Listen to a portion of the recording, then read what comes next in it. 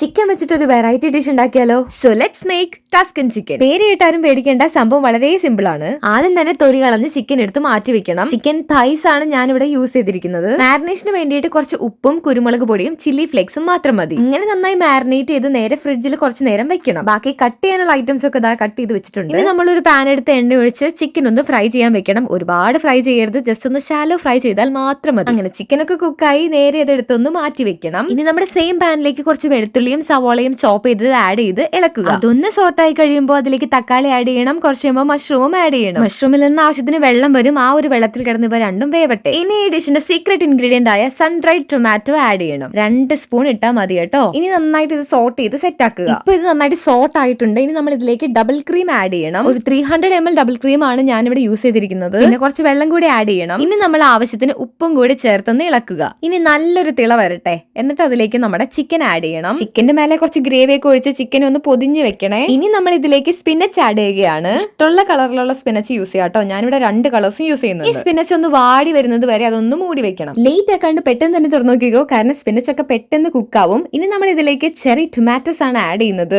ഈ ഒരു കുക്കിംഗിൽ എനിക്ക് ഏറ്റവും ഇഷ്ടപ്പെട്ട പാർട്ട് ഇത് തന്നെയാണ്. കാരണം ഏതാണ്ട് നമ്മൾ കേക്കിൽ ചെറിയൊക്കെ വെച്ച് ഡെക്കറേറ്റ് ചെയ്യത്തില്ലേ, അതുപോലെയാണ് എനിക്ക് ഇവിടെ ഫീൽ ചെയ്തത്. ബൈ ദ വേ, നിങ്ങൾക്ക് എന്താ ഫീൽ ചെയ്തത്? Comment below. പിന്നെ കഴിഞ്ഞിട്ടില്ല കേട്ടോ കുക്കിംഗ്. ഇനി നമുക്ക് ചീസ് ആഡ് ചെയ്യണം. പാർമേസൻ ചീസ് ആണ് നമ്മൾ ഇവിടെ ആഡ് ചെയ്തിരിക്കുന്നത്. അങ്ങനെ ചീസ് ആഡ് ചെയ്ത് ഒരു 1-2 മിനിറ്റ് കഴിയുമ്പോഴത്തേനും നമുക്ക് സ്റ്റൗന്ന് എടുത്ത് മാറ്റി വെക്കാം. കറിയുടെ ബേസിക് ഒരു ക്രീമി ടെക്സ്ചർ ആയതുകൊണ്ട് തന്നെ പൊറോട്ട, അപ്പം അല്ലെങ്കിൽ ബ്രെഡ് ഇങ്ങനത്തെ സംഭവങ്ങളുടെ കൂടെ ആയിരിക്കും ഇത് ഏറ്റവും കൂടുതൽ നന്നായിട്ട് ഇരിക്കുക. ഞാനിവിടെ പൊറോട്ടയുടെ കൂടെ ആട്ടോ കഴിക്കുന്നത്. ഇനി ഞാനൊരു സീക്രട്ട് പറഞ്ഞുതരാം. നമ്മുടെ ഈ കറി പിറ്റേ ദിവസം കഴിക്കുമ്പോഴാട്ടോ അതിന്റെ ടേസ്റ്റ് കുറച്ചും കൂടി എൻഹാൻസ്ഡ് ആവുന്നത്. അപ്പൊ thanks for watching. See in another video. Subscribe ചെയ്യാൻ മറക്കണ്ട.